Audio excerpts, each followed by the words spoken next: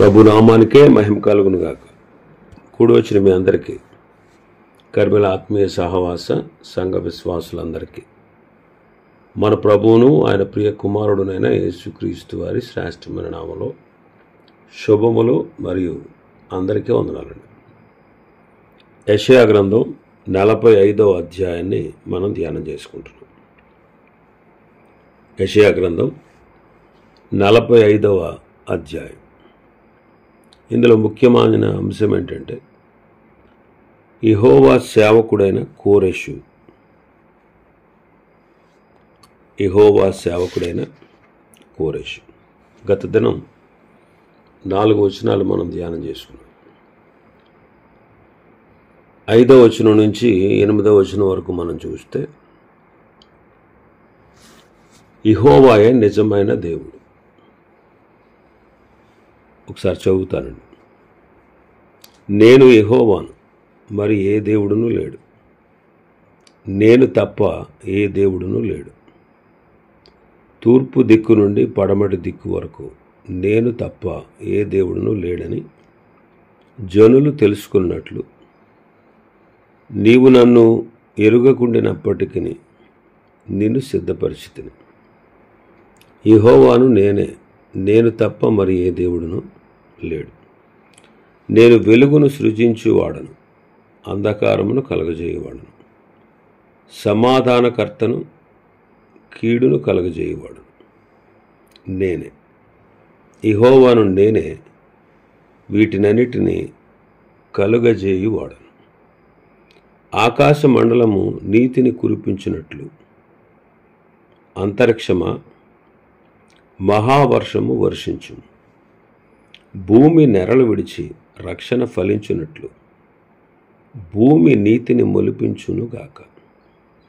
యెహోవానగు నేను దాన్ని కలుగజేసి ఉన్నాను.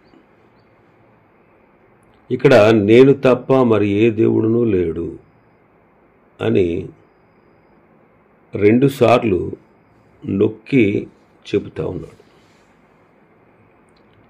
నేనే యెహోవాను, నేను మరి ఏ దేవుడును లేడు. నేను తప్ప ఏ దేవుడును లేడు.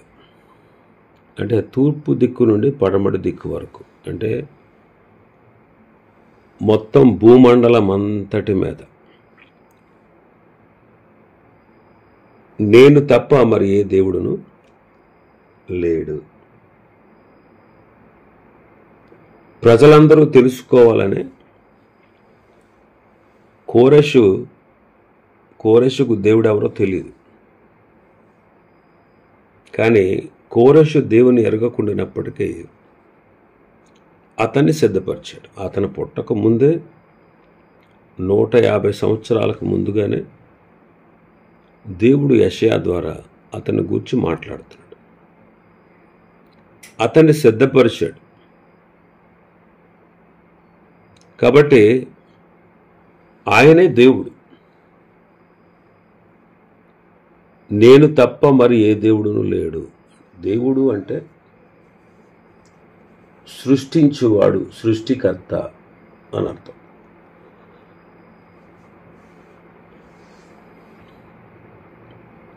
దేవుడు ఈజ్ ఈక్వల్ టు సృష్టికర్త. దేవుడు అంటే సృష్టించేవాడు, సృష్టించగలిగేవాడు. మరి పరిశుద్ధ గ్రంథంలో యెహోవాయే దేవుడు. ఎందుకని? ఆయనే సమస్తాన్ని సృష్టించినవాడు. పరిశుద్ధ గ్రంథమైన బైబిల్ని మీరు చదవండి. మొట్టమొదటి పేజీలోనే దేవుడు ఈ సర్వ సృష్టిని ఎలా కలుగజేశాడో మనకు అర్థమవుతుంది. మనం ఏదైనా ఒక ఇంటిని నిర్మించాలంటే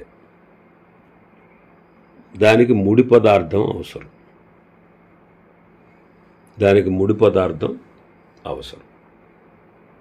కానీ ఆయన దేవుడు గనుక ఏ ముడి పదార్థం అవసరం లేకుండానే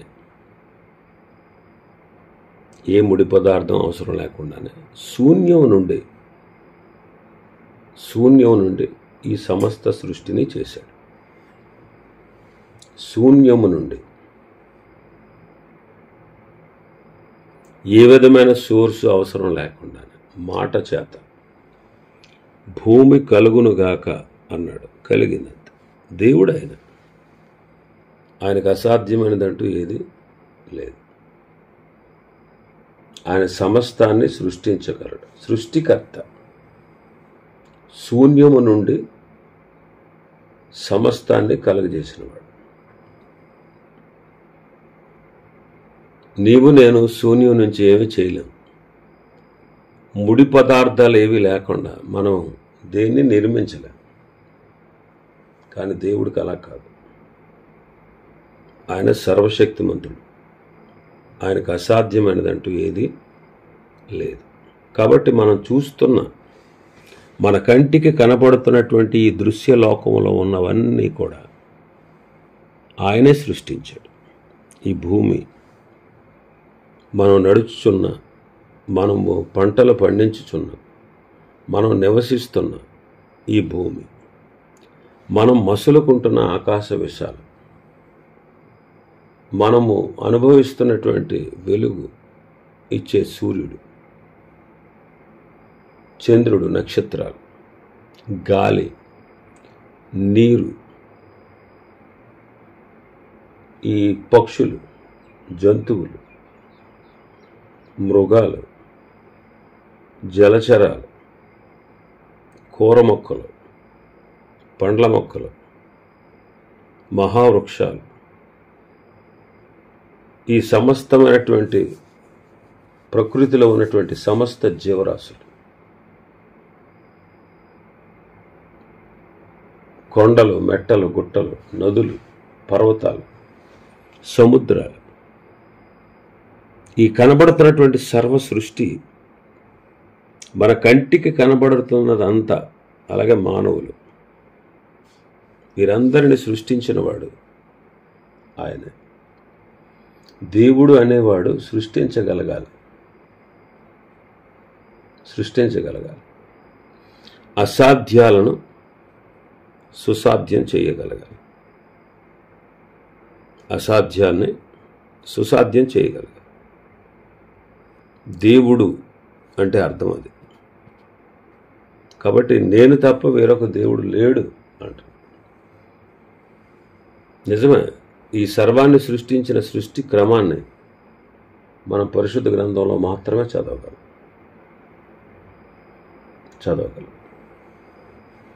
ఆయనే సృష్టికర్త. దేవుడు అంటే సృష్టికర్త అనేవాడే దేవుడు. సృష్టిని సృష్టించిన వాడే దేవుడు. కాబట్టి ఆయన తప్ప వేరొకడు లేడు. అందుకే తూర్పు నుంచి పడమటి దిక్కు వరకు, అంటే ప్రపంచం మొత్తం మీద ఎక్కడ చూసినా ఏ దేవుడు లేడు. ఆయన అంటున్నాడు 7వ వచనంలో, నేను వెలుగును సృజించేవాడను, అంధకారమును కలగజేసేవాడు. కాబట్టి దేవుడు ఆయనే అని తెలుసుకోవాలి లోకం అంతా. అన్యులందరూ ఆయనకు భయపడాలి. మరి ఆయన దేవుడు కదా. ఆయన ప్రేమించాలి, ఆయన స్తుతించాలి, ఆయనకు నమస్కరించాలి. ఎందుకంటే సమస్తాన్ని కలుగజేసినవాడు. ఇక 7వ వచనంలో అంటాడు ఆయన, వెలుగును సృజించువాడను, అంధకారమును కలగజేసేవాడు, సమాధానకర్తను, కీడును కలగజేయవాడును నేనే, యెహోవాను నేనే, వీటినన్నిటినీ కలుగజేయువాడు. వెలుగు, అంధకారం అంటే బబులోను రాజ్యాన్ని బలపరిచినవాడు ఆయనే, దాన్ని కూల్చినవాడు కూడా ఆయనే. కోరెషును రేపినవాడు ఆయనే. అంటే అంధకారం కలిగించినవాడు, వెలుగును కలిగించినవాడు అంటున్నాడు. సమాధానకర్త ఆయనే, కీడును కలుగజేయవాడు ఆయన. అంటే దీని అర్థం ఏంటంటే ఆయన న్యాయవంతుడు.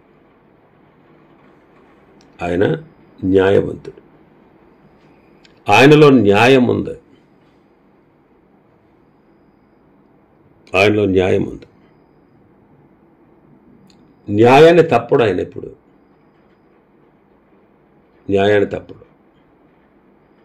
సమస్తాన్ని సృష్టించాడు. ఈ సృష్టి అంతా ఆయనకు లోబడుతుంది. అలాగే మానవుని కూడా కలగజేశాడు. కానీ మానవుడు ఆయనకు లోబడ్డాడు.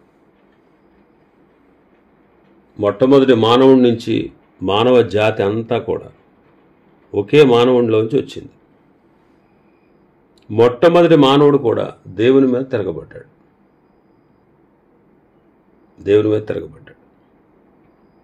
దేవుని మీద ఆధారపడి బతకాల్సిన వాడు. నువ్వు అక్కర్లేదు, నాకు నువ్వు అవసరం లేదు అన్నట్టుగా మొట్టమొదటి మానవుడు, ఆయన సృజించినటువంటి మానవుడు అపవాది మాట విని దేవుని అనుమానించి ఆయన మీద ఆధారపడాల్సిన అవసరత నాకు లేదు, నా అంతటా నేను బ్రతకగలను అని తిరుగుబాటు చేశాడు. మొట్టమొదటి మానవుడి నుంచి కూడా మానవుని యొక్క గతి అంతే. నేటికి మానవులందరూ కూడా దేవునికి లోబడక అవిధేయత చూపుతూనే ఉన్నారు. అవిధేయత చూపుతూనే ఉన్నారు. కాబట్టి న్యాయంగా ఆయనకు విధేయత చూపితే ఆయన ప్రేమిస్తాడు, ఆయన రక్షిస్తాడు, వారికి వెలుగును కలగజేస్తాడు. తిరగబడితే, వ్యతిరేకిస్తే తప్పనిసరిగా శిక్షిస్తాడు. అది ఆయనలో ఉన్న న్యాయం. అందుకే అంధకారాన్ని కలగజేసేవాడు, వెలుగును సృజించినవాడు, సమాధానకర్త, కీడును కలగజేయవాడు. కాబట్టి ఆయనకు మనం విధేయులం అవ్వాలి. ఆయనకు మనం భయపడాలి, ఆయనకు మనం లోబడాలి. 8వ వచనంలో చూస్తే, ఆకాశ మండలము నీతిని కురిపించినట్లు అంతరిక్షమా మహావర్షము వర్షించుము, భూమి నెరలు విడిచి రక్షణ ఫలించినట్లు భూమి నీతిని మొలిపించునుగాక. యెహోవానగు నేను దానిని కలుగజేసి ఉన్నాను. నీతిని కురిపించినటువంటి అంతరిక్షం, రక్షణ ఫలించినటువంటి భూమి, నీతిని మొలిపించిన భూమి. ఇది మామూలు వర్షం కాదు, ఇది దేవుని నీతి వర్షం. నీతి మొలక, రక్షణ ఫలం మనం చూస్తున్నాం. కోరెషును వాడుకొని దేవుడు ఇశ్రాయేలు వారికి రక్షణ ఇచ్చాడు.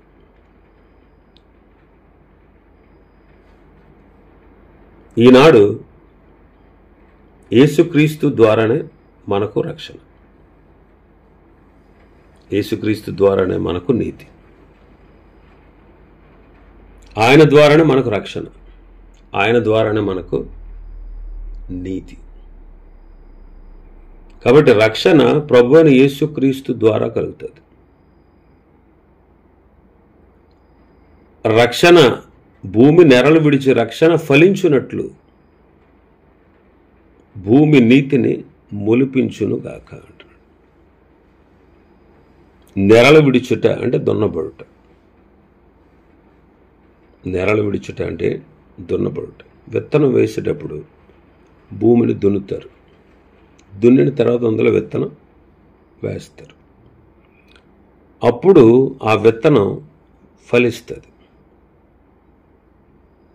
మొలుస్తుంది, ఫలిస్తుంది. అలాగే భూమి అందంతటా రక్షణ ఫలించాలి, నీతి మొలవాలి. అది దేవుని యొక్క ఆలోచన. కాబట్టి ఇశ్రాయేలు వారేంటి, అన్యజనులేంటి, వారు దేవుడు కలగజేసినటువంటి రక్షణను పొందాలి, రక్షించబడాలి. మానవులందరూ రక్షణ లేక నశించి నాశనానికి వెళ్ళిపోతున్నారు, నశించి నాశనానికి వెళుతున్నారు. నశించిపోయే స్థితిలో ఉన్నాడు మానవుడు. ఎవరిని బట్టి అంటే మొట్టమొదటి మానవుడైనటువంటి ఆదాముని బట్టి. ఆదామును బట్టి అందరూ కూడా ఆదాము అవల అవిధేయత అనేటువంటి పాపంలో చిక్కుబడి ఉన్నారు. ఆదాము అవల అవిధేయతను బట్టి వారు దేవుని కుటుంబంలో జన్మించకుండా మానవులు దేవునికి వేరుగా సాతాను కుటుంబంలో జన్మిస్తున్నారు. కాబట్టి దేవునికి దూరంగా ఉన్నారు మొదట. అందుకే మానవుడికి దేవుడు ఎవరో తెలియదు. పుట్టుకతోనే అతడు దేవునికి ఎడబాటుగా పుడుతున్నాడు. కాబట్టి దేవుణ్ణి తెలుసుకోలేకపోతున్నాడు.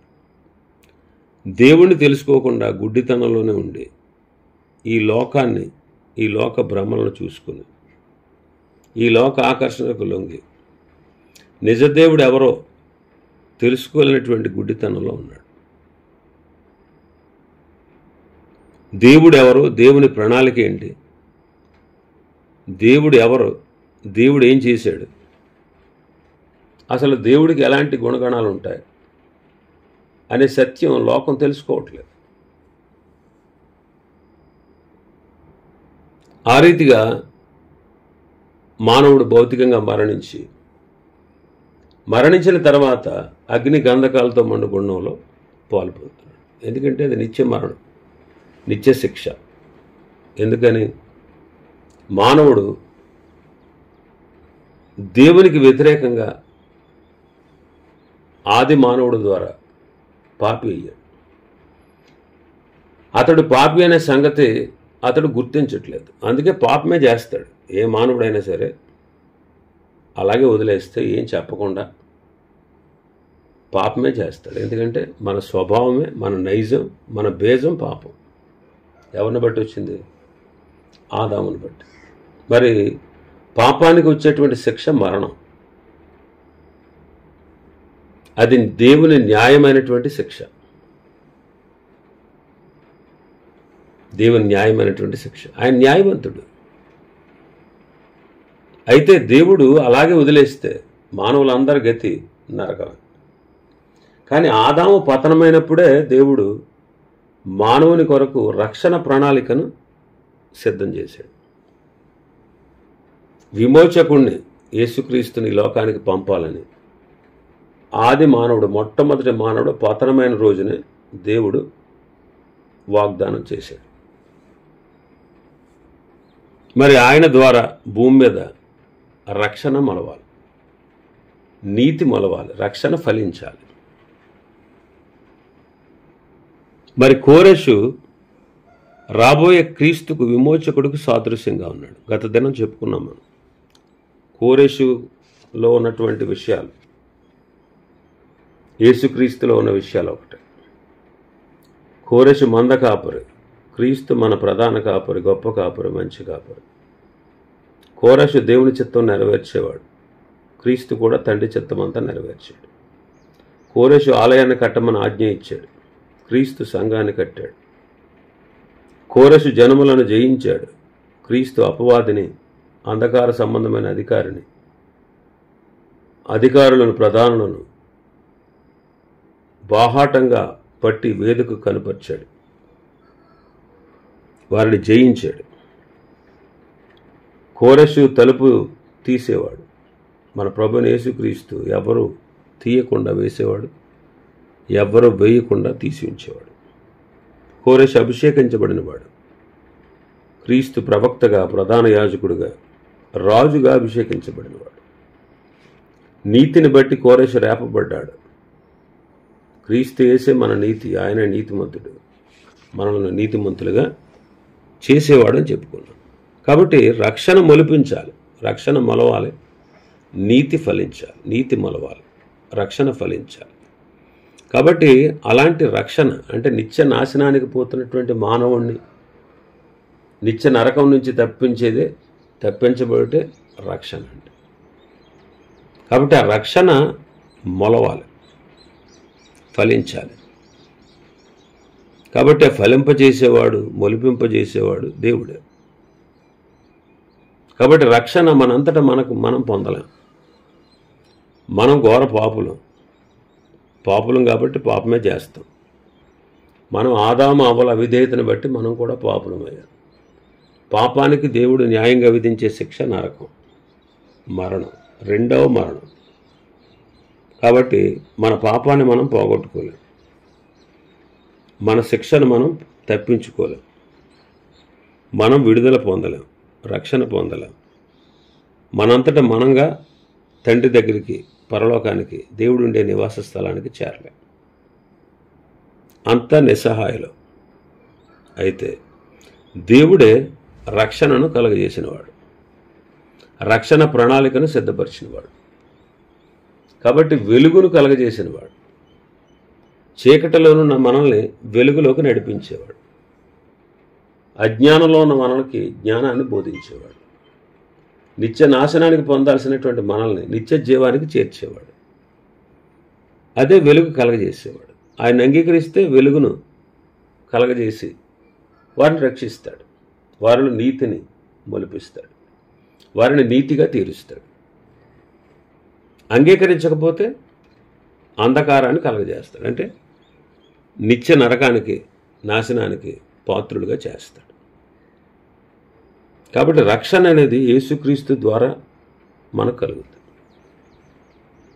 మరి ఏ నామమునను రక్షణ పొందలే. ఆకాశము క్రింద మనుష్యులలో ఇవ్వబడిన ఏ నామం వలనను మనం రక్షణ పొందలే. కేవలం రక్షణ అనేది దేవుని ద్వారా, దేవుడు పంపిన విమోచకుడైన యేసుక్రీస్తు ద్వారా మాత్రమే సాధ్యం. దేవుడు నిన్ను నన్ను అంగీకరించాలంటే, నిన్ను నన్ను శుద్ధి చేసి, పవిత్రపరిచి, వెలుగుగా తీర్చి ఆయన బిడ్డలుగా చేసుకోవాలంటే నువ్వు నేను ఏం చేయలేం. నా క్రియల వల్ల అది కలగదు. ఆయనే మొలిపించేవాడు, ఆయనే ఫలింపచేసేవాడు. నిన్ను అంగీకరించాలంటే నువ్వేం చేసినా నువ్వు అంగీకరించబడలేవు. నేనేం చేసినా అంగీకరించబడలేవు. కానీ మనకు దేవునికి అంగీకారంగా మనం చేసేవాడు ప్రభువైన యేసుక్రీస్తు. ఆయన యందలి విశ్వాసము ద్వారా మాత్రమే మనం ఆయనకి అంగీకారంగా చేయబడగలం. ఆ విశ్వాసం కూడా నీది కాదు, నాది కాదు. ఆ విశ్వాసం కూడా దేవుడు మనలో పెట్టింది. కాబట్టి నిన్ను నన్ను అంగీకరించేవాడు ఆయనే. కనుక మనం ఏమీ చేయలేని నిస్సహాయాలు. కాబట్టి ఈనాడు క్రీస్తు ద్వారానే మనకు రక్షణ, క్రీస్తు ద్వారానే మనకు రక్షణ. ఆయనే మన నీతి. అబ్రహాము దేవుని నమ్మెను, అది అతనికి నీతిగా అందుకు నీతిమంతుడిగా తీర్చబడ్డాడు, నీతిగా తీర్చబడ్డాడు. అబ్రహాము దేవుని నమ్మాడు, అది అతని నీతిగా తీర్చబడ్డాడు. అబ్రహాముకి దేవుడు ఎన్నో వాగ్దానాలు ఇచ్చాడు. ఆ వాగ్దానాలన్నీ నమ్మాడు,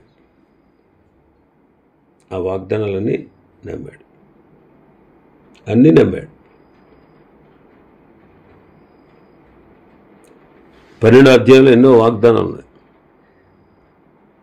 12వ అధ్యాయంలో నిన్ను గొప్ప జనముగా చేస్తాను అంటే నమ్మాడు, నిన్ను ఆశీర్వదిస్తాను అంటే నమ్మాడు, నీ నామమును గొప్ప చేస్తాను అంటే నమ్మాడు, నీవు ఆశీర్వాదంగా ఉంటావు అంటే నమ్మాడు, నిన్ను ఆశీర్వదించేవారు నేను ఆశీర్వదిస్తాను అంటే నమ్మాడు, నేను దూషించేవారిని శపిస్తాను అంటే నమ్మాడు, భూమి యొక్క సమస్త వంశములు నీ అందే ఆశీర్వదించబడతాయని అబ్రహాముతో చెప్తే నమ్మాడు. అన్నీ నమ్మినవాడే. ఇంకేమంటాడంటే, నీకు అత్యధికంగా సంతానాభివృద్ధి కలగజేసి నీలో నుండి జనములు వచ్చినట్లు నిన్ను నియమిస్తాను అన్నాడు, రాజులు నీలో నుండి వస్తారు అన్నాడు, ఆకాశ నక్షత్రాలను చూపించి అంత విస్తారంగా నీకు సంతానం కలగజేస్తాను. అది కూడా నమ్మాడు. అసలు నమ్మడం అసాధ్యం ఆ టైంలో. ఎందుకని? అబ్రహాముకు 99 ఏళ్ళు, శారాకు 89 ఏళ్ళు. మరి అబ్రహాముతో మాట్లాడుతున్నాడు దేవుడు, నిన్ను అత్యధికంగా అభివృద్ధి చేస్తాను. అతనితో మాట్లాడుతున్నాడు, నీవు అనేక జన్మలకు తండ్రి అవుతావు అన్నాడు. అది నమ్మడానికి అసాధ్యం, అది నమ్మడానికి అసాధ్యం. 100 ఏండ్ల వానికి సంతానం కలుగుద్దా? కానీ అబ్రహాం నమ్మాడు. మనం కూడా చూడండి, మనం పాపానికి అలవాటు పడ్డాం, ఎన్నో పాపకార్యాలు చేస్తూ ఉంటాం. అందుకే మనకు చాలాసార్లు ఏమవుద్ది, నాలంటోడు పరలోకానికి వెళ్తాడా అనే అపనమ్మకం కలుగుద్ది. అలా అయితే నువ్వు వెళ్ళవు. నేను చచ్చిపోయినా నేను ప్రభువుని అంగీకరించాను కాబట్టి, నేను దేవుని బిడ్డను కాబట్టి నన్ను దేవుడు రక్షిస్తాడు, నరకా నుంచి తప్పిస్తాడు, పరలోకానికి చేరుస్తాడని నమ్మాలి. సైతాన్ అంటాడు, నువ్వు నీ పాపకార్యాలు చేస్తున్నావు, నువ్వు వెళ్తావా అంట. ఆడితో చెప్పాలి మనం ఏమని, ఒరే సైతానా, నా వల్ల కాదు, నేను అలా చేయలేను, నేను అలా ఉండలేను, నా స్వతహాగా నా అంతటా నేను ఉండలేను. కానీ నా దేవుడు గొప్పవాడు, నన్ను ఆయన అంగీకరించాడు, నన్ను ఆయన నరకా నుంచి తప్పించి పరలోకానికి చేరుస్తాడు అని సాతానుతో మనం చెప్పాలి. సాతానుతో మనం చెప్పాలి. అది విశ్వాసం అంటే, నమ్మడం అంటే. 100 ఏండ్ల అబ్రహాముకి సంతానం కలుగుద్దా? స్త్రీకి అంటే శారాకి స్త్రీ ధర్మం కూడా నిలిచిపోయింది. అది అసాధ్యం, అసలు జరగని పని. కానీ అబ్రహాము నమ్మాడు. అది నమ్మాడు కాబట్టే నేను చూపించే దేశానికి వెళ్ళమంటే వచ్చేసాడు. నువ్వు నేనైతే ఏ దేశం ప్రభు అని అడుగుతాం. ఆయన చెప్పలేదు ఏ దేశం ఎక్కడికి వెళ్ళాలో, బయలుదేరమన్నాడు, బయలుదేరిపోయాడు అంతే. అది విశ్వాసం. బలెమ్మన్నాడు కుమారుని ఇచ్చేసాడు అంతే, తీసుకెళ్ళి. అదే విశ్వాసం. నమ్మడం అంటే అది, నమ్మడం అంటే అది, నమ్మిక అంటే అది. నమ్మితేనే నీతి. అబ్రహాము దేవుని నమ్మెను, అది అతనికి నీతిగా ఎంచబడి. అబ్రహాముకైనా మనకు కూడా. కాబట్టి మనం కూడా నమ్మితే మనల్ని కూడా ఆయన నీతిగా. నీతిమంతుడు అంటే ఏ పాపము ఎన్నడూ చేయనివాడు అని దేవుని దృష్టిలో అర్థం. అది దేవుని దృష్టిలో అర్థం ఏంటంటే, ఏ పాపము ఎన్నడూ చెయ్యనివాడుగా తీర్చబడడం నీతిమంతుడు అంటే. మరి మనల్ని దేవుడు ఆ రీతిగా ఆయన ఎదుట అంగీకరించబోతున్నాడు. అబ్రహాం పాపి కాదా? అబ్రహాం కూడా పాపే, కానీ నీతిగా తీర్చాడు, నీతిమంతుడిగా తీర్చాడు. కాబట్టి నీతి పనులు చేయడం వల్ల నీతి కాదు. ఆ లెక్కలో చూస్తే శిలువ మీద దొంగ ఎన్ని నీతి పనులు చేశాడు? నీతి పనులు ఏం చేయలే. నీతిమంతులుగా తీర్చబడడం మొదటి సంగతి, తర్వాత చేద్దాంలేండి నీతి కార్యాలు. కానీ నీతిమంతులుగా తీర్చబడాలంటే వాడు దొంగ నీతిమంతులుగా తీర్చబడి పరలోకానికి వెళ్ళాడు, పరదేశికి వెళ్ళాడు ప్రభుతో పాటు. ఎలాగా? నాకు ఈ శిక్ష న్యాయమే. న్యాయంగా చూస్తే రోమా ప్రభుత్వం విధించిన శిక్షకు నేను పాత్రుడిని. కానీ ఆయన ఏ నేరం చేయలేదు.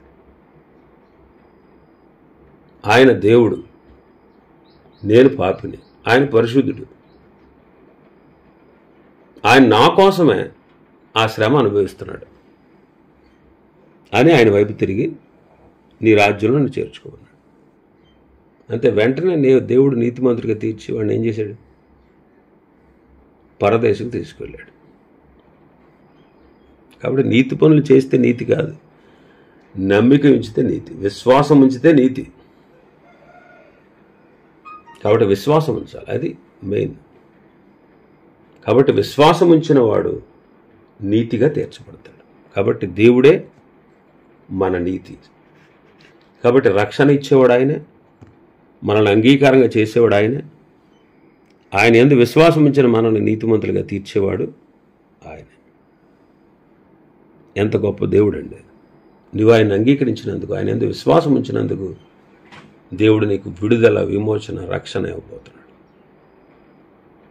అది మన జీవితాల్లో చేసిన గొప్పగా. ఆ రీతిగా ఆనాటి కాలంలో ఉన్నటువంటి యూదులైనటువంటి యోధా జనాంగానికి, చెరలో ఉన్నటువంటి వారికి భౌతికమైన రక్షణ కలగాలి కాబట్టి, వాళ్ళు తిరిగి తమ స్వదేశం చేరాలి కాబట్టి దేవుడు ముందుగానే కోరెషును ఏర్పాటు చేసుకుని కోరెషు ద్వారా వాళ్ళకు రక్షణను, భౌతికంగా వారికి చెర నుంచి విముక్తిని దేవుడు కలుగజేసి ఉన్నాడు.